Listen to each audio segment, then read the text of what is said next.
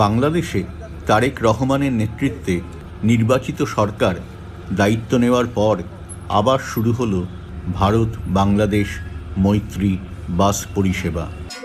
মঙ্গলবার 9 জন যাত্রী নিয়ে আখাউড়া ইন্টিগ্রেটেড চেকপোস্ট পার হয়ে ত্রিপুরায় ঢুকল এই বাস।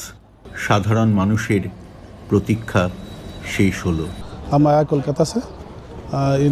पिछले 1 साल से रॉयल मोत्री बस सर्विस बंद था अगरतला और ढाका का, अभी फिर चालू हुआ है। इसमें हम लोग का आने जाने में थोड़ा ये टाइम भी कम लगे इसमें, और इसका किराया भी बहुत कम है। अभी ढाका के हालात भी बहुत अच्छा है। আমি ঢাকা থেকে আসছি, আমি এই রয়্যাল কোচে আসছে এবং আসতে আমার 2 থেকে 2.5 ঘন্টা সময় লেগেছে।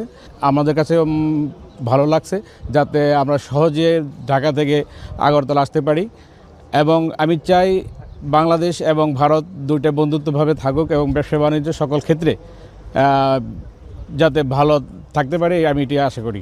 ত্রিপুরার পরিবহন মন্ত্রী সুশান্ত চৌধুরী আগরতলায় আখাউড়া ইন্টিগ্রেটেড চেকপোস্টে পৌঁছে যাত্রীদের অভ্যর্থনা জানান।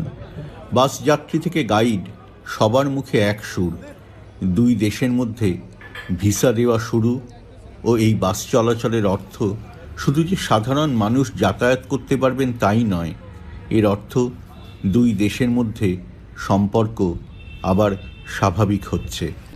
টোটাল যাত্রীর মধ্যে বাংলাদেশ যাত্রী ছিল 7 জন এবং ইন্ডিয়ান যাত্রী ছিল 2 জন। এখন বাংলাদেশে একটা ইলেক্টেড গভর্নমেন্ট আসছে, আসার পরে আবার দুই দেশের মধ্যে একটা বন্ধুত্বমূলক সুসম্পর্ক হতে যাচ্ছে।